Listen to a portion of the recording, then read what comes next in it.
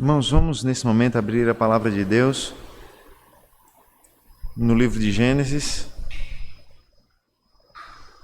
Nós vamos dar continuidade às nossas exposições nesse livro.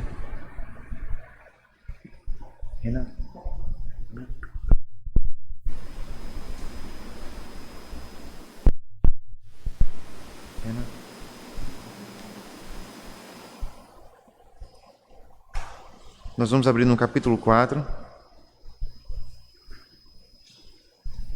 Gênesis capítulo 4. Nós vamos fazer a leitura a partir do versículo 17 até o versículo 26. Gênesis capítulo 4. A leitura a partir do versículo 17, com a graça do Senhor, até o versículo 26.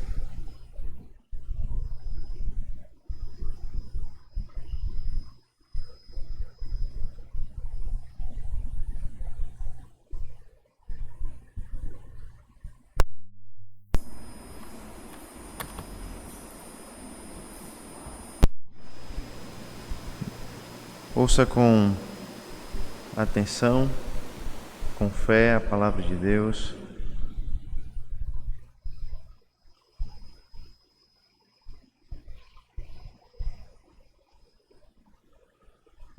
Ela nos diz assim, Gênesis capítulo 4, a partir do versículo 17 ao versículo 26. E Caim teve relações com a sua mulher, ela ficou grávida e deu à luz Enoque. Caim edificou uma cidade e a chamou de Enoque, o nome do seu filho. A Enoque nasceu Irade, Irade gerou Meujael, Meujael gerou Metusael, e Metusael gerou Lameque. Lameque tomou para si 2 esposas, o nome de uma era Ada, e o nome da outra era Zilá. Ada deu à luz Jabal, que foi o pai dos que habitam em tendas e possuem gado. O nome de seu irmão era Jubal, que foi o pai de todos os que tocam harpa e flauta. Zilá, por sua vez, deu à luz Tubal-Caim, artífice de todo instrumento cortante, de bronze e de ferro. A irmã de Tubal-Caim foi Naamá. E Lameque disse às suas esposas, Ada e Zilá, ouçam o que eu digo. Vocês, mulheres de Lameque, escutem o que passo a dizer. Matei um homem porque me feriu, e um jovem porque me machucou.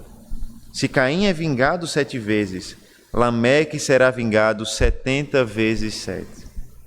Adão tornou a ter relações com sua mulher, e ela deu à luz um filho, a quem pôs o nome de Sete, dizendo, Deus me concedeu outro descendente em lugar de Abel, que Caim matou. A Sete nasceu-lhe também um filho, ao qual pôs o nome de Enos. Foi nesse tempo que se começou a invocar o nome do Senhor.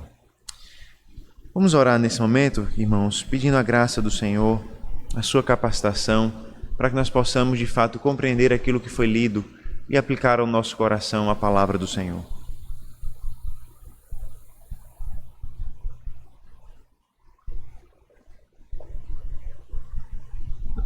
Oremos. Senhor nosso Deus, nós te louvamos, nós te rendemos graças, porque a tua palavra, Senhor Deus, foi lida nessa manhã. Nós oramos ao Senhor, Pai, te pedindo graça e capacitação para compreendermos o que tua palavra tem a nos dizer nessa manhã. Que a descendência, Senhor Deus, que essas 2 descendências, claramente postas aqui diante de nós, possam nos ensinar mais a respeito desse mundo, possa nos ensinar mais a respeito de nós mesmos e especialmente possa nos ensinar mais a respeito do nosso Salvador Jesus Cristo, para que por meio do Evangelho, nesta manhã, nós sejamos salvos, santificados para a tua honra e glória. Nos abençoa, essa é a nossa oração, em nome do Senhor Jesus Cristo. Amém. Amém. Irmãos, logo no início de Gênesis, nós temos visto que a humanidade não segue pelo caminho natural da criação.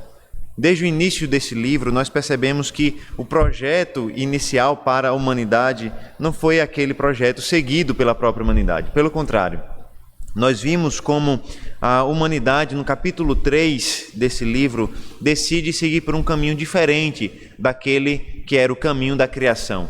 A humanidade decide seguir o caminho do pecado, o caminho da desobediência. O homem, junto com sua mulher, decidem ouvir a voz do tentador, ouvir a voz da serpente, a voz de Satanás, e com isso, então, eles abandonam o mandamento de Deus, abandonam a vontade de Deus e o propósito inicial de Deus para a vida deles. Nós vimos isso. Nós vimos como o primeiro casal, por meio da desobediência, caiu da inocência para o pecado. E nós vimos então como a partir daquele momento o pecado entrou no mundo e com esse pecado os males que nós conhecemos hoje. Nós vimos que a história não seria mais a mesma, pelo contrário, as consequências do pecado e o próprio pecado estariam para sempre presentes na história do homem, na história da humanidade. Nós vimos que aquele belo cenário, o Jardim do Éden, no qual o homem vivia, se tornou o palco da maior tragédia da história humana, e a partir daquele jardim o mal se espalha por toda a criação. Então nós vimos que no capítulo 4, essas consequências do pecado, as consequências da maldição de Deus sobre o homem se tornam muito mais visíveis e claros. Através da história de dois irmãos, um chamado Caim e outro chamado Abel, nós vimos como o pecado se desenvolve na história do homem e como mais uma vez o homem deixa de ouvir a voz de Deus para ouvir o seu próprio coração, para ouvir os desejos do seu próprio coração. Isso resulta numa tragédia, numa outra tragédia, na morte de Abel pelas mãos do seu próprio irmão Caim. Nós vimos através da história desses dois irmãos que a história deles, na verdade, não é somente a história deles. Não que eles não fossem, de fato, irmãos ou personagens de verdade. Eles existiram, são personagens históricos, mas nós vimos que eles pertenciam a duas sementes opostas, a duas linhagens opostas, a duas descendências opostas. Claramente, nós vimos que Abel pertencia à linhagem da mulher. Ele apresentou um sacrifício agradável a Deus, ele apresentou o que ele tinha de melhor ao Senhor, ele glorificou a Deus por meio da sua vida e por meio do culto que ele prestou a Deus. Por outro lado, nós vimos também Caim, que escolheu o caminho oposto, que trouxe uma oferta desagradável a Deus, que trouxe um coração desagradável a Deus, e que não só isso, mas frustrado por causa do seu pecado, se irou contra o seu irmão, odiou o seu irmão porque Abel era justo, e por causa do seu ódio ele então decide tirar a vida do seu próprio irmão. E nós vimos que a partir daquele momento o conflito entre as sementes foi claramente estabelecido, ou melhor, não estabelecido, mas desenvolvido. O conflito que foi estabelecido no capítulo 3 ainda, quando Deus disse que viria um descendente da mulher que pisaria a cabeça da serpente, dá mais um passo no seu desenvolvimento. A semente de Satanás, a semente da serpente, reage furiosa a Abel, a sua justiça, a sua piedade, e tenta então matá-lo. Na verdade, consegue matá-lo. E talvez naquele momento, Satanás tenha se alegrado com a morte de Abel, achando que o plano de Deus havia sido frustrado. Afinal de contas, Deus havia dado vida a Abel como semente da mulher, mas agora Abel estava morto. Aparentemente, a serpente teve a vitória. Aparentemente, a semente da serpente, a descendência da serpente teve a vitória. Afinal de contas, Caim de fato conseguiu matar Abel. Mas o que a história bíblica nos ensina e continua nos ensinando é que o conflito, o embate, a inimizade entre essas duas descendências não acaba na história de Caim e de Abel. Pelo contrário, ela continua avançando, geração a geração. Homem após homem, para então alcançar o seu ápice na vida e na história do Senhor Jesus Cristo. Mas antes de chegarmos nesse ápice, nós precisamos ver o que acontece logo após a história de Caim e Abel e como essa inimizade se desenvolve, como esse conflito se desenvolve ainda mais. E nós vamos ver que esse conflito acompanha a história da humanidade. Na verdade, esse conflito acompanha a própria história do desenvolvimento da humanidade. Por isso, nessa manhã, nós veremos que a humanidade se desenvolve, mas ela se desenvolve através de duas sementes que seguem por caminhos opostos. Nós veremos hoje como a humanidade se desenvolve através de duas sementes que seguem caminhos opostos. Nós veremos isso em dois momentos. Primeiro, nós veremos que a semente da serpente se desenvolve seguindo o caminho do pecado. A semente da serpente se desenvolve seguindo o caminho do pecado. Veja que depois de nos contar o trágico episódio entre Caim e Abel, entre esses dois irmãos, Moisés narra a continuidade da história do homem através da continuidade da linhagem de Caim. Noé então passa a falar da família de Caim e dos descendentes de Caim. E essa linha, irmãos, genealógica é marcada por diversos avanços tecnológicos e culturais. Veja a partir do versículo 17 até o versículo 22, onde nós temos o progresso vindo através da descendência de Caim. E Caim teve relações com sua mulher. Ela ficou grávida e deu à luz Enoque. Caim edificou uma cidade e a chamou de Enoque, o nome de seu filho. A Enoque nasceu Irade. Irade gerou Meujael. Meujael gerou Metusael. E Metusael gerou Lameque. Lameque tomou para si duas esposas. O nome de uma era Ada e o nome da outra era Zilá. Ada deu à luz Jabal, que foi o pai dos que habitam em tendas e possuem gado. O nome de seu irmão era Jubal, que foi o pai de todos os que tocam harpa e flauta. Zilá, por sua vez, deu à luz Tubal-Caim, artífice de todo instrumento cortante de bronze e de ferro. A irmã de Tubal-Caim foi Naamá. Veja, irmãos, que a história de Gênesis deixa claro que Caim se casou e teve filhos. O texto bíblico registra que ele foi pai de um homem chamado Enoque. Não só isso, Moisés faz questão de registrar, de nos dizer que Caim construiu uma cidade e chamou essa cidade pelo nome do seu filho. E aqui, irmãos, nós devemos observar que, à primeira vista, a ação de Caim não parece algo ruim em primeira vista, porque ele construiu uma cidade e nós moramos numa cidade. Não há nada de ruim, aparentemente, em viver numa cidade ou construir uma cidade. Mas nós não devemos esquecer, irmãos, da história do próprio Caim, que faz com que a iniciativa dele em construir uma cidade tenha um significado muito diferente do que poderia ter para outros homens. Nós lembramos que depois de matar o seu irmão, depois de assassinar o seu irmão, Caim foi alvo da punição de Deus e da maldição de Deus. E a maldição de Deus sobre Caim era que a terra se tornaria infrutífera para ele. A terra não mais daria frutos a partir do trabalho de Caim, que era agricultor, como nós vimos. O resultado disso, irmãos, era que Caim deveria se tornar um homem que vagaria pelo mundo, um homem errante. Ou seja, ele não mais se estabeleceria em um lugar, pelo contrário, porque ele não conseguiria mais plantar e colher. Ele então deveria vagar pela face da terra. Mas como nós acabamos de ler, Caim fundou uma cidade. E é claro, irmãos, nós não devemos entender cidade aqui com o mesmo conceito de cidade que nós temos hoje. O que provavelmente foi construído na época de Caim foi um assentamento onde ele e mais algumas pessoas moravam e que provavelmente contava com um muro, com um tipo de fortaleza para proteção. Então, esse assentamento era suficiente para ser chamado de cidade naqueles dias. E o que nós vemos, então, é, por mais que não tenha sido uma construção de uma cidade como nós conhecemos hoje, o que nós temos na construção desse assentamento é uma clara violação da condenação que foi decretada a Caim. Caim foi condenado a viver vagando pelo mundo, mas ele decide construir uma cidade para o seu filho e dar o nome do seu filho a essa cidade. Como nos lembra um comentarista, a construção de uma cidade por Caim, na época do nascimento de Enoque, foi uma violação desafiadora e descarada da vontade de Deus para o próprio Caim. Esse ato intencional é consonante com o registro do seu comportamento. A verdade é que Caim não mudou em nada. Ele matou seu irmão, ele ouviu a punição de Deus, ele até falou com Deus dizendo que sua pena era pesada demais, e nós poderíamos até pensar que havia, de fato, um certo arrependimento em Caim. Mas logo em seguida, a construção da cidade, batizada pelo nome do seu filho, mostra que ele não se arrependeu, pelo contrário, ele continua desafiando a vontade de Deus, ele continua seguindo os desejos do seu próprio coração, ele continua preferindo ouvir a voz do seu coração a ouvir a voz de Deus, como no caso do assassinato do seu irmão Caim.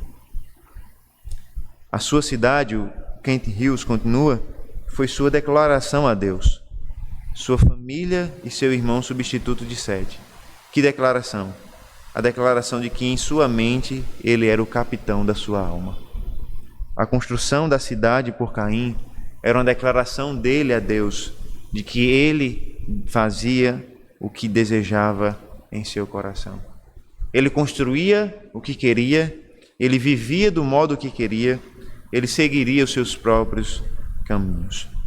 E quando Caim dá nome à cidade, a partir do nome do seu filho Enoque, nós lembramos das palavras do Salmo 49, no versículo 11, que nos ensinam as seguintes palavras: em seu íntimo pensam que as suas casas serão perpétuas e as suas moradas para todas as gerações. Chegam a dar nome próprio às suas terras. Aqui, irmãos, nesse salmo, o salmista está falando daqueles que se apegam ao dinheiro, daqueles que se apegam às coisas materiais e que se orgulham dessas coisas. E é comum aqueles que se orgulham dessas coisas darem nome aos seus impérios. Afinal de contas, eles querem ser lembrados pelos impérios que constroem. E Caim parece, de fato, ter essa mesma mentalidade. Ele constrói um assentamento, uma cidade, e ele deseja que o seu filho seja lembrado através dessa cidade. E que nós vemos que por meio de Enoque, a descendência de Caim continua e a rebelião contra Deus continua.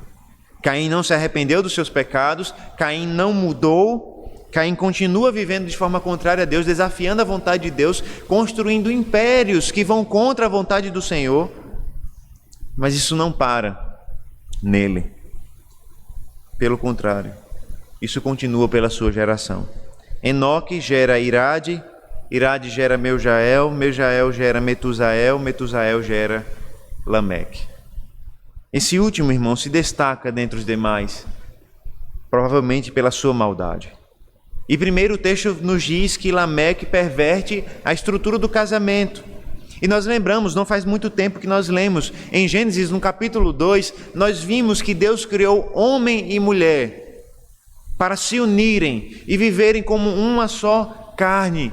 E assim foi com os pais de Caim, Adão e Eva. Um homem, uma mulher, um único casamento, um vínculo de amor que deveria unir homem e mulher, um vínculo de companheirismo que deveria unir homem e mulher. Mas agora a descendência de Caim perverte essa estrutura de casamento. E Lameque toma duas esposas para si, uma chamada Ada e a outra chamada Zilá. E aqui nós vemos a primeira escolha de Lameque de distorcer a direção, a criação de Deus em seu coração. E essa distorção da criação de Deus revela a direção do seu próprio coração, porque o relato do seu casamento com duas mulheres serve para nos mostrar que Lameque não tinha compromisso algum com a vontade de Deus. O seu casamento descreve alguém que faz a sua própria vontade. O seu casamento não existe para glorificar a Deus, não existe para espelhar a criação de Deus. O seu casamento serve para realizar suas vontades, seus desejos e para mostrar a rebelião e a rebeldia do seu coração.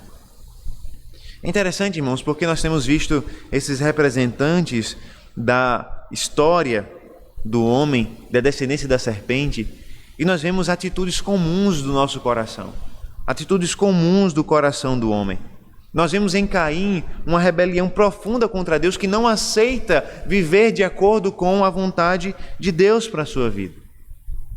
E assim são muitos, e assim muitas vezes somos nós, que somos resistentes à vontade de Deus. E quando nós fazemos isso, nós nos tornamos mais parecidos com a semente da serpente do que de fato com o povo de Deus. Nós vimos na história de Lameque o seu casamento sendo utilizado não para a glória de Deus, mas para a sua própria realização, para a realização dos seus próprios desejos, da sua própria vontade.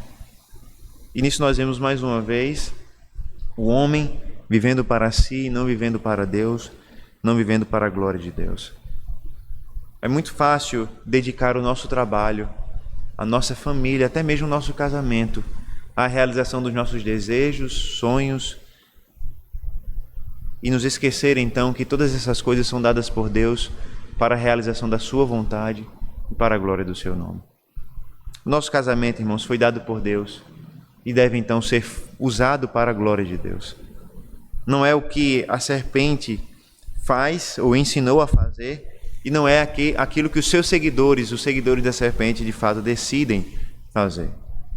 Antes de nós nos aprofundarmos na maldade de Lameque, ele ainda vai mostrar ainda mais maldade para além do seu casamento. Gostaríamos que nós olhássemos com mais precisão para a descendência de Lameque e para a descendência de Caim.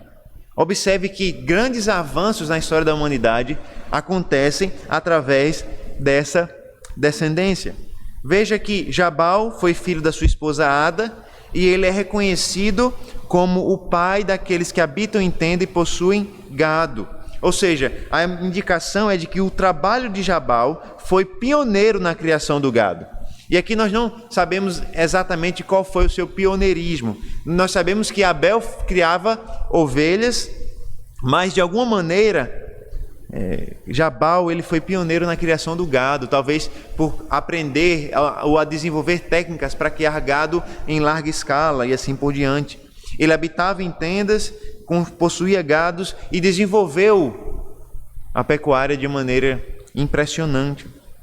Seu irmão Jubal foi desenvolvedor de instrumentos musicais, instrumentos de sopro, como a flauta, instrumentos de corda, como a lira. Em outras palavras, ele dominava não só a arte da música, mas também a arte de produzir com suas próprias mãos seus instrumentos musicais. Instrumentos de diferentes tipos, instrumentos de sopro e até mesmo instrumentos de corda. Ele foi o responsável por grandes avanços na música e nas artes. Zilá, a outra esposa de Lameque, teve um filho chamado Tubal-Caim, que foi perito, especialista em instrumentos cortantes, facas, espadas, machados e assim por diante, todos feitos com bronze e ferro. Ou seja, naquele período, Tubal-Caim já demonstrava habilidade para manejar metais, para fazer ligas com metais diferentes e assim por diante. Esse teve uma irmã chamada Namá, interessante, o nome de Namá significa agradável. É uma dúvida porque nós não sabemos porque ela foi citada aqui, não é? Afinal de contas, são citados apenas homens e são citados apenas os filhos homens e citados aqueles que têm grandes invenções, mas Namá aparece aqui de alguma maneira. Nós não sabemos o porquê. Talvez Moisés tivesse um propósito que para a gente hoje fique incompreensível. Mas de alguma forma o nome dela está aqui e ela é reconhecida como alguém que era agradável. Pelo menos o nome dela sugere isso de alguma maneira. Alguns comentaristas vão sugerir que ela está aqui porque ela era cantora e, enfim, juntamente com seus irmãos que gostavam de música, cantava, né? Mas, enfim, isso é mais suposição do que qualquer outra coisa. Mas o que eu quero frisar com os irmãos é que quando nós lemos essa descrição da descendência de Caim, algo salta aos nossos olhos. Pelo menos duas coisas saltam aos nossos olhos. A primeira é que nós vemos que Deus derrama a sua graça comum sobre a descendência daqueles que não fazem parte do seu povo. E aqui, irmãos, quando nós falamos de graça comum, eu me refiro às bênçãos gerais de Deus que não estão ligadas à redenção. Bênçãos como a chuva, como o ar que nós respiramos, como a inteligência, como talentos, capacitações para realizar tarefas e obras, a inteligência do homem e assim por diante. E eu creio que está muito claro aqui no texto que Deus derrama essa capacidade sobre os homens, mesmo sobre aqueles que não fazem parte da sua igreja e do seu povo. É interessante perceber, irmãos, que é na descendência de Caim que são registrados os grandes avanços tecnológicos e culturais experimentados pela humanidade naqueles dias. Por isso, irmãos, não deve nos assustar que muitas vezes nós conhecemos pessoas tão inteligentes, tão capacitadas em diversas áreas da vida, e essas pessoas têm um coração tão duro e tão longe do Senhor. Porque a verdade do Evangelho não é compreensível aos homens simplesmente por questões intelectuais. A verdade é que a descendência de Caim nos mostra que muitas vezes as mentes mais brilhantes e inteligentes desse mundo não estarão na semente da mulher ou na semente da igreja. Pelo contrário, Deus nos diz que não escolheu necessariamente os mais sábios e mais inteligentes.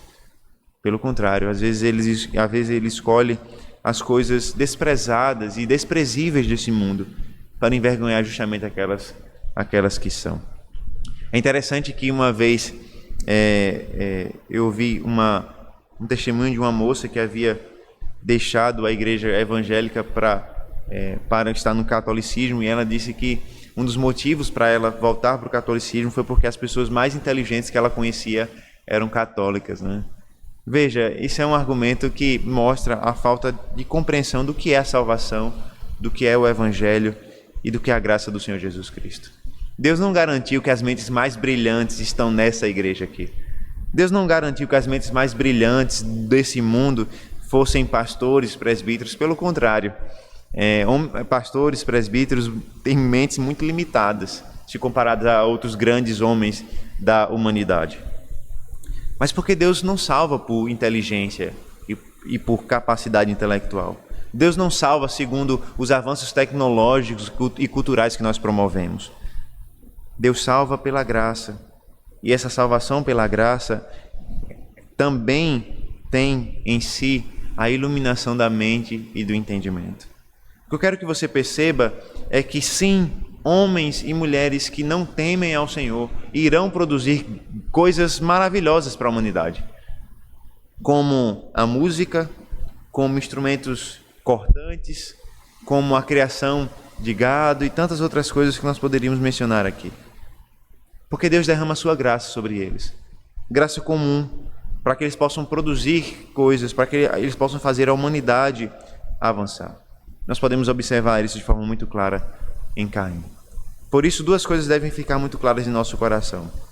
Primeiro, que nós não somos salvos por isso. Nós não somos salvos pela graça comum de Deus, por esses dons e talentos especiais que Deus nos salva, que Deus nos dá.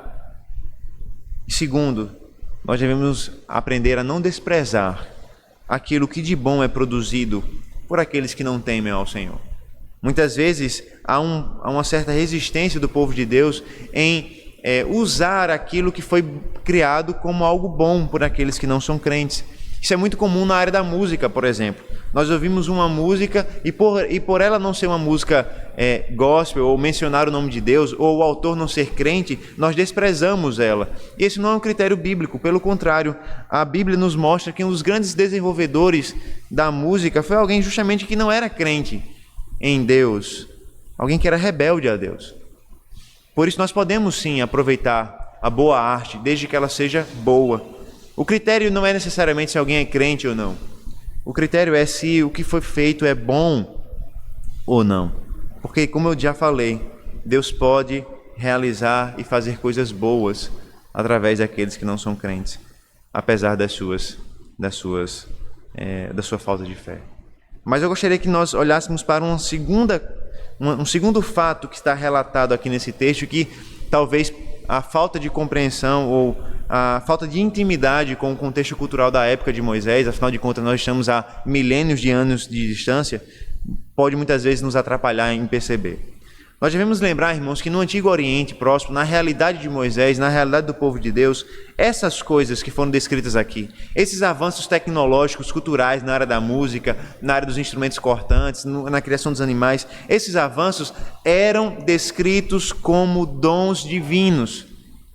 Em outras palavras, esses dons aqui não eram descritos como realizações da humanidade, eles eram descritos como dádiva dos deuses. E aqui você já deve ter ouvido algum mito antigo que nos mostra os deuses trazendo fogo para o homem, ou os deuses trazendo instrumentos para facilitar a vida do homem. Isso era muito comum nos dias de Moisés e antes dos dias de Moisés. Quando Moisés então registra que esses avanços foram realizados pelo homem, Moisés está nos mostrando quem de fato é o autor dessas obras. Não foram deuses estranhos que trouxeram esses instrumentos para os homens, mas foi Deus capacitando esses homens a fazerem essas tarefas, que trouxe essas invenções para o homem. Nós devemos então observar que nesse desenvolvimento também os falsos deuses são colocados de lado. Não foram eles que trouxeram essas tecnologias, foi o próprio homem que as desenvolveu, com a ajuda de Deus, logicamente. E aqui, irmãos, nós devemos observar esse grande desenvolvimento, mas nós não podemos esquecer que esse grande desenvolvimento vem alinhado também com o desenvolvimento do pecado.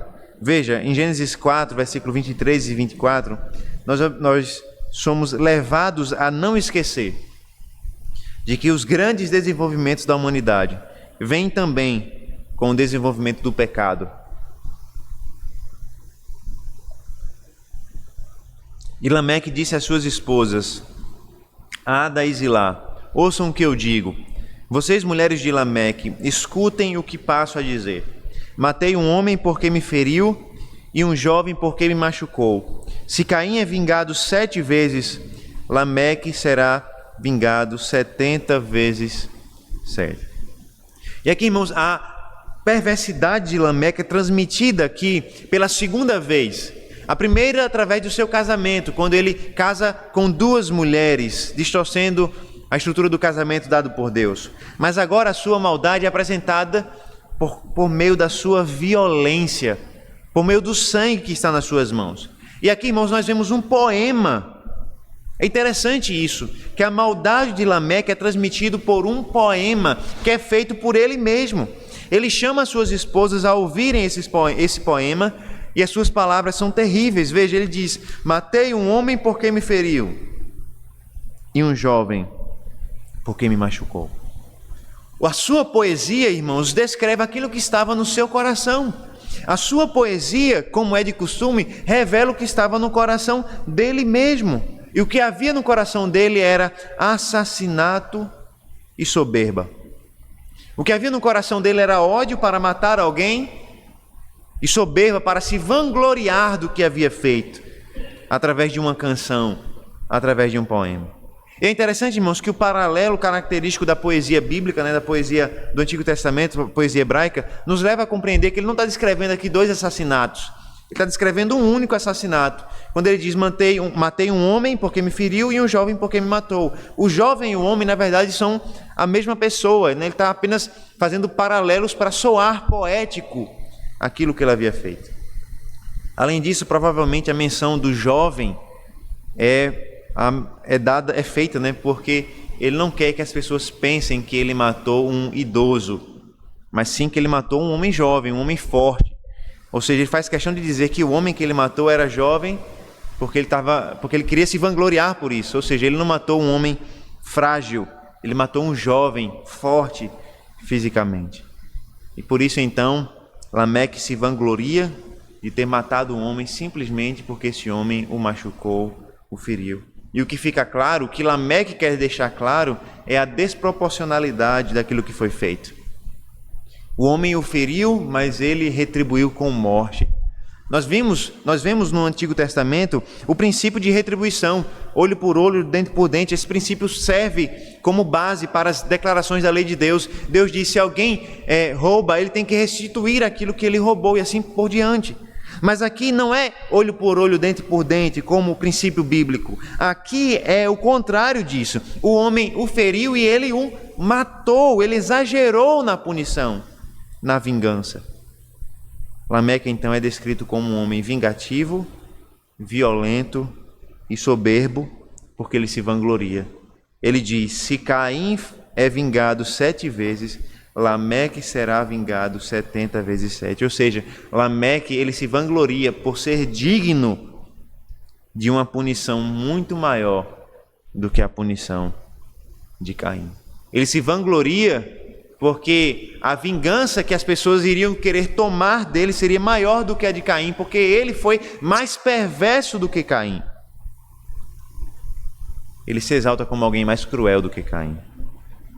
E aqui nós podemos observar como o poema de Lameque nos diz de quem ele é de quem ele é filho, a quem ele pertence. Se Caim foi chamado pelo apóstolo João de filho do diabo, como de fato ele era, certamente quando Lameque diz e se vangloria por ser pior do que Caim, nós já aprendemos de quem ele é filho também. Lameque é filho de Satanás, ele é filho da serpente, ele é filho de Caim, porque ele faz as mesmas coisas que o seu pai. Na verdade, ele se vangloria por ter feito coisas piores do que o seu pai. E aqui, irmãos, nós não podemos negar que essa é a história da humanidade. Uma história de grandes avanços tecnológicos, culturais, sociais, mas ao mesmo tempo uma história de avanços no pecado e de rebelião contra a lei de Deus. É por isso que muitas vezes é tão difícil para nós compreender a humanidade.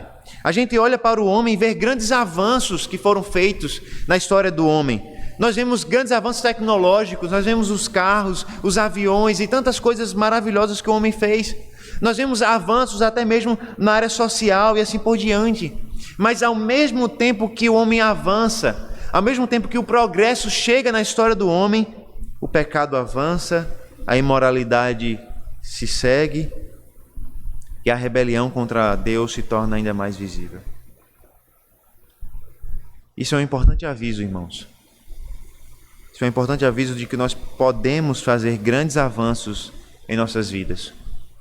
Nós podemos avançar na vida financeira, nós podemos avançar em nossos trabalhos, nós podemos realizar grandes sonhos, grandes projetos, nós podemos alcançar metas, alcançar propósitos, mas nada disso, irmãos, está necessariamente ligado a crescimento espiritual ou à bênção de Deus. Talvez você prospere muito no seu trabalho, mas ao invés de isso o levar a glorificar a Deus, isso apenas revela a soberba do seu coração e do nosso coração. A verdade é que o homem sem Deus, ele é capaz de fazer grandes progressos na sua vida, mas sem o temor do Senhor, sem o amor ao Senhor. Por isso, irmãos, nós devemos observar o caminho da semente da serpente é um caminho de prosperidade. Prosperidade tecnológica, prosperidade cultural. Mas é o caminho do pecado ainda assim. É por isso que o Senhor Jesus Cristo nos diz que há dois caminhos. O caminho mais largo, ele é fácil de passar. Muitos passam por ele. É o caminho da serpente, é o caminho da prosperidade, é o caminho dos avanços, é o caminho do progresso. Mas também é o caminho do pecado, que leva para a perdição e para a condenação eterna, como o próprio Senhor Jesus Cristo nos diz. Desta forma, então, nós podemos aprender que a semente da serpente se desenvolve pelo caminho do pecado. Nós veremos agora, a partir desses últimos versículos, 25 e 26, que a semente da mulher, ao contrário, se desenvolve seguindo o caminho da glória de Deus. A semente da mulher se desenvolve seguindo o caminho da glória de Deus. Veja que nos versículos 25 e 26, Moisés volta para a história de Adão, ou para a família de Adão. Veja o que ele nos diz a seguir. Adão tornou a ter relações com a sua mulher, e ela deu à luz um filho, a quem pôs o nome de Sete, dizendo: Deus me concedeu outro descendente em lugar de Abel, que Caim matou. A Sete nasceu-lhe também um filho, ao qual pôs o nome de Enos. Foi nesse tempo que se começou a invocar o nome do Senhor. Mais uma vez, então, irmãos, como fruto natural da relação entre homem e mulher, Deus concede que Eva dê à luz a mais um menino. E dessa vez ela chama o menino de Sete. E mais uma vez Eva dá o nome ao seu filho de acordo com as circunstâncias do seu nascimento. Eva diz: Deus me concedeu outro descendente em lugar de Abel, que Caim matou. Sete, o nome Sete é derivado muito provavelmente do verbo pôr, estabelecer, colocar. Ou seja, é um paralelo com aquilo que ela acabou de dizer. Ela disse: Deus colocou, Deus me deu, Deus estabeleceu, concedeu um descendente no lugar de Abel. Por isso o nome dele é Sete, aquele que foi colocado no lugar, aquele que foi estabelecido, que foi concedido por Deus.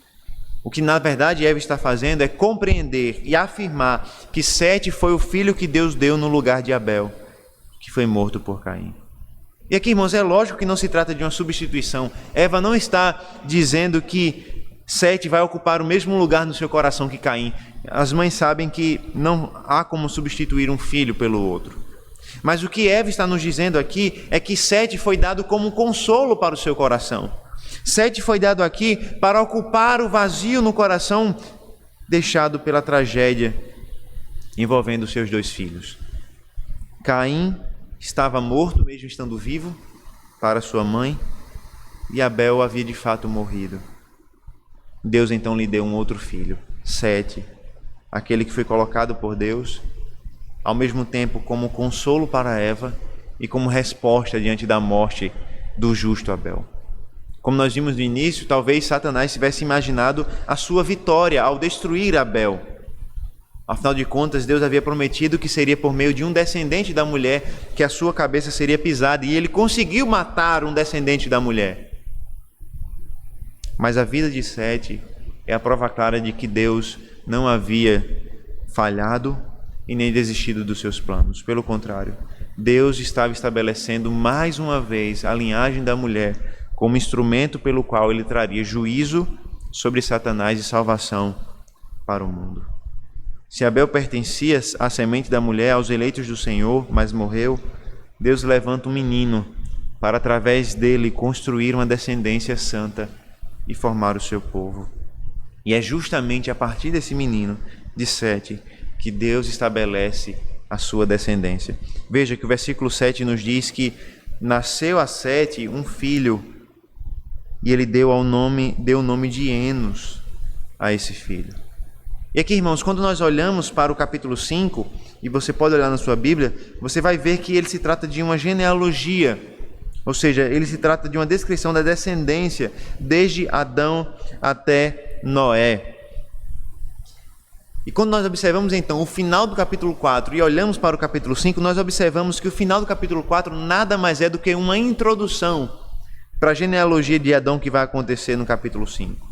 E nessa introdução, nós ouvimos a respeito de um dos netos de Adão. Um neto chamado Enos. E o texto faz questão de dizer que foi com Enos, com esse neto de Adão, que o nome do Senhor começou a ser invocado na terra. E aqui nós devemos nos perguntar certamente, o que isso significa? Que o nome do Senhor começou a ser invocado na terra. Por quê? Porque nós já vimos que Adão creu ou demonstrou crer no Senhor e nas promessas de salvação. Nós vimos também que Abel e Caim trouxeram ofertas ao Senhor. Então, aparentemente, as pessoas já cultuavam a Deus ou tentavam cultuar a Deus com seus sacrifícios e ofertas ao Senhor. Mas o que acontece aqui com Enos parece ser algo diferente. E a única explicação que o contexto parece nos apontar é que através de Enos, aquilo que nós chamamos de adoração pública e regular ao Senhor de fato começa a acontecer. É lógico que Adão adorava, é lógico que Abel adorava a Deus, até mesmo Caim tentou adorar a Deus. Mas com Enos, algo diferente começa aqui. Com Enos, de fato, a adoração ao Senhor se torna algo público, se torna parte de um povo, não só de um indivíduo. E aqui, irmãos, é interessante perceber que essa frase, invocar o nome do Senhor, é muito comum em Gênesis. E aqui nós observamos em contraste as duas descendências, a descendência de Caim com o pai da pecuária, com o pai da criação do gado, com o pai dos instrumentos cortantes, com o pai da música. Mas a semente da mulher é descrito com o pai da adoração pública, ou do culto público a Deus, se nós poderíamos assim dizer. O uso da expressão, então, invocar ao Senhor é importante, porque essa frase, invocar o nome do Senhor, é repetida algumas vezes. Por exemplo, abra sua Bíblia em Gênesis capítulo 12, e nós veremos que Abraão invocou o nome do Senhor.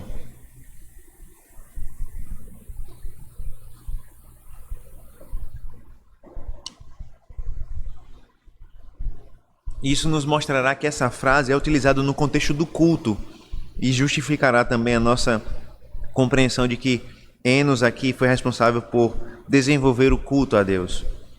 Gênesis 12:8 nos diz assim: passando dali para o monte a leste de Betel, armou a sua tenda, ficando Betel a oeste e Ai a leste. Ali edificou um altar ao Senhor e invocou o nome do Senhor. O que o texto, irmãos, claramente está dizendo sobre Abraão? Que Abraão edificou um altar ao Senhor e que ali, naquele altar, ele invocou o nome ao Senhor, ou seja, ele cultuou a Deus, ele adorou a Deus. Em Gênesis 26, você pode abrir sua Bíblia também, Gênesis capítulo 26, você vai ouvir que Isaque, o filho de Abraão, fez também a mesma coisa que seu pai. Gênesis 26, versículo 25. Gênesis 26, versículo 25, nos diz assim, a palavra de Deus. Então Isaque levantou ali um altar e tendo invocado o nome do Senhor, armou a sua tenda. E os servos de Isaque abriram ali um poço. A mesma coisa, a mesma sequência. A edificação de um altar e a invocação do nome do Senhor. E fica claro, irmãos, que essa frase, invocar ao nome do Senhor, não é simplesmente utilizada para uma oração que foi feita ou para um clamor que foi feito. Mas essa frase é utilizada para o culto, para a adoração ao Senhor. Em outras palavras, quando o texto nos diz que foi a partir de Enos que se começou a invocar o nome do Senhor, está nos dizendo que foi a partir de Enos que o culto público a Deus teve início. Ou seja, que o culto se desenvolveu ainda mais. Talvez Enos tenha desenvolvido altares ao Senhor, ou um altar ao Senhor. Talvez ele tenha feito outras coisas, nós não sabemos exatamente como ele desenvolveu, mas o que nós sabemos com clareza é que ele foi usado por Deus e a partir dele as pessoas passaram a adorar a Deus, a invocar o nome do Senhor. Nas palavras de Kenneth Matthews, ele diz assim: os primogênitos e sucessores de Caim são pioneiros nas cidades, nas artes, mas os primogênitos e sucessores de Sete são pioneiros na adoração. O que nós vemos então, irmãos, a partir das palavras sobre a descendência de Sete, é que a promessa de salvação por meio de um descendente estava formando um povo para Deus. É por isso que Guy Waters ele diz o seguinte: a promessa de Deus de redimir pecadores estabeleceu um povo que seria separado do mundo e que ofereceria a ele verdadeira e sincera adoração. Ou seja, a promessa de um descendente que pisaria a cabeça da serpente, estava formando um povo para Deus, e um povo que adorava a Deus e que era conhecido por adorar ao Senhor. E desde o início da palavra de Deus nós podemos observar como esse povo, como nós, a igreja, somos chamados para adorar o Senhor e viver para a glória do Senhor. Aqui é um contraste muito claro, irmãos. A semente da serpente avança grandemente nas suas tecnologias, mas não faz isso para a glória de Deus. Pelo contrário, eles dão nomes, os seus próprios nomes, àquilo que eles constroem. Por outro lado, a semente da mulher é caracterizada pelo desejo de adorar o Senhor, de cultuar ao Senhor, de viver para a glória do Senhor. Ao contrário do mundo, irmãos, nós não somos chamados a viver para nós mesmos e saciar os nossos planos e projetos. Nós somos chamados a direcionar a nossa vida para o propósito maior de glorificar a Deus, de adorar ao Senhor. Nós somos chamados a adorar a Deus em nosso coração, em nossa intimidade, mas nós também somos chamados a adorar a Deus em público, em culto ao Senhor com a igreja. Esse é o propósito para o qual nós somos criados e redimidos. A promessa da salvação de Deus deve nos trazer a adoração sincera e verdadeira ao Senhor. Se a promessa de salvação de Deus, se a salvação do Senhor em nossas vidas não gera em nós louvor e adoração, certamente é porque nós não compreendemos essa salvação. O que fica claro é que um povo que foi salvo por Deus, a descendência que foi escolhida por Deus, tem como característica principal a adoração ao Senhor e o objetivo de viver para a glória de Deus. Porque a promessa do descendente, a promessa da vinda do Senhor Jesus Cristo nos leva à adoração, nos leva à glória do nome de Cristo. Enquanto na semente da serpente nós observamos uma ética completamente distinta da ética de Cristo, onde prevalece a vingança, a ira, o ódio, no povo de Deus nós observamos o desejo de glorificar o Senhor e de adorar o seu santo nome. O Senhor Jesus Cristo, é interessante, ele parece fazer um tipo de alusão às palavras de Lameque no Novo Testamento, quando ele diz que nós devemos perdoar, quando ele é questionado a respeito do perdão, não é? Ele é questionado a respeito da quantidade de vezes que nós devemos perdoar um irmão que peca contra nós, e Jesus Cristo faz questão de dizer 70 vezes 7, as mesmas palavras de Lameque, só que Lameque aplicou a sua palavra à maldade e perversidade que ele possuía e que ele havia praticado. Mas Jesus Cristo parece aplicar essas mesmas palavras, não para a violência, mas para o perdão. Não para a vingança, afinal de contas é sobre isso que Lameque está falando. Lameque será vingado 70 vezes 7. Mas ao invés de falar sobre vingança, Jesus Cristo fala sobre perdão.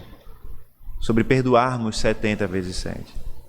O que nós vemos, irmãos, então, são povos distintos, éticas distintas, propósitos distintos, uma vida distinta. A humanidade avança, irmãos. A humanidade progride. A humanidade vai continuar desenvolvendo tecnologias, vai continuar desenvolvendo arte, vai continuar desenvolvendo coisas maravilhosas, conforme Deus nos der tempo para isso. Mas eu quero que você perceba que nesse caminho, na humanidade, nós temos apenas 2 caminhos a seguir. Nós podemos seguir pelo caminho da serpente, o caminho de pecado. E certamente esse caminho vai trazer grandes avanços, vai trazer certamente riquezas, vai trazer prosperidade, como muitos têm alcançado. É um caminho largo. Mas o Senhor Jesus Cristo nos adverte que é um caminho que traz perdição. Por outro lado, nós temos um caminho mais estreito, mais difícil, um caminho que é seguido por aqueles que amam a Deus, que têm fé no Senhor. É um caminho no qual nós vivemos para a glória de Deus, é um caminho no qual o culto a Deus, a adoração a Deus ocupa um papel central na nossa vida. Mas, sem sombra de dúvidas, esse é o único caminho que aqueles que foram chamados pelo Senhor Jesus Cristo e pela promessa da salvação podem viver. Aqueles que creram na promessa de um descendente que pisaria a cabeça de Satanás se reúnem para adorar o Senhor. Nós que cremos no Senhor Jesus Cristo, no descendente da serpente, que veio e esmagou a Satanás, nós nos reunimos para cultuar esse Senhor. Por isso, nós somos chamados a seguir um caminho diferente do caminho do mundo. Nós somos chamados a viver para a glória de Deus. Nós somos chamados a, diante da salvação de Deus, invocar o nome do Senhor. Que o Senhor nos ajude de fato, por meio de Cristo, por meio da fé no Salvador, no Redentor, no Prometido, invocar o seu nome como aqueles que foram chamados e redimidos para isso. Vamos orar ao Senhor nesse momento? Senhor, nós te louvamos, Pai, e te agradecemos, porque nessa manhã nós ouvimos a respeito da tua maravilhosa salvação. Nós ouvimos que nesse mundo há 2 povos, 2 sementes, que seguem 2 caminhos diferentes.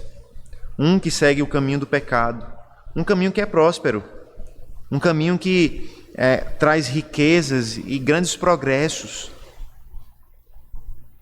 mas um caminho que no final traz morte e condenação eterna, porque é o caminho do pecado. Mas nós ouvimos também, Senhor Deus, a respeito de um segundo caminho, um caminho daqueles que seguem ao Senhor, daqueles que amam o Senhor, daqueles que creem na tua promessa. O caminho de invocar o teu nome. O caminho de compreender que a tua glória é a coisa mais importante pela qual nós podemos viver. O caminho de compreender que o culto a Deus ocupa um papel central e único em nossas vidas. Nos ajuda, Senhor Deus, a seguir pelo bom caminho. Nos ajuda, Senhor Deus, a seguir pelo caminho da piedade. Nos ajuda, Senhor Deus, a seguir pelo caminho, Senhor Deus, da adoração e do culto ao Senhor. Para que a nossa vida seja toda para a tua honra e glória. E para que o culto a Deus seja o lugar central das nossas vidas e ocupe o lugar central em nosso coração. Tudo isso pela gratidão e pela fé em nosso Salvador Jesus Cristo. Nós te oramos no nome dele, no nosso Redentor. Amém.